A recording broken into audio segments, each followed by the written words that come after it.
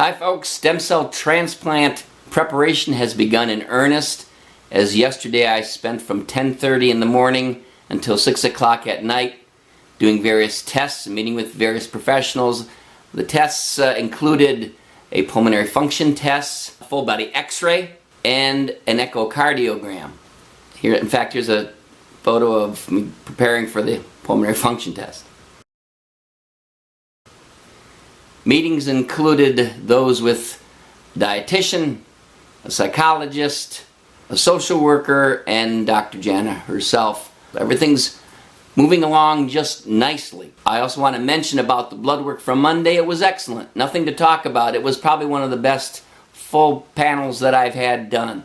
So that's great. And the back is coming along well, slow. So those are the two comments I'll make on the blood work and the back. A little explanation now here on the stem cell transplant. I want to clarify something very key which I didn't understand. It's called the stem cell transplant, yes, or bone marrow transplant, yes. What does that mean? What I thought you did was simply they collected either your own stem cells, which is called autologous stem cell transplant, or you get a donor. After this collection, they go into your body, go into your bone marrow, and start to make good cells, overpowering the cancer cells. Not quite. I missed a very important step there. Yes, the collection is going to occur. In my case, it is going to be an autologous stem cell transplant. Thank God there's no donor. That just more of a risk of problems. Less of a risk with your own stem cells.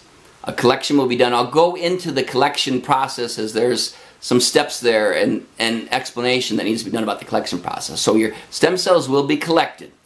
After your stem cells are collected, you go to the hospital and you receive a high dose of chemo. The full title of the stem cell transplant is really high dose chemotherapy followed by stem cell recovery, basically.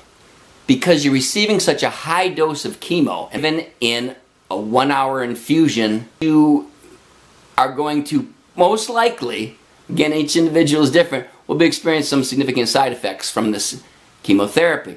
I've been told, yes, you will lose your hair, probably within 2 weeks, don't worry, it'll grow back, but you have the other classics, nausea, vomiting, headaches, just intestinal pain, muscle cramps, anything that would be typical chemotherapy side effects I would probably have from this high-dose chemo. Again, the purpose of the high-dose chemo is to wallop the cancer down 5 to 10 times below what it is already and give you a nice low value going forward. That's also completely wiping out the bone marrow. Nothing will be left. No cells, good or bad.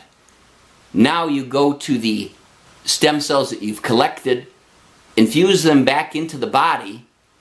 They find their way over a period of 10 days into the bone marrow and start to make good cells of the bone marrow. That's the full story. So any questions or clarification on that, please, comments below, because I didn't really understand that.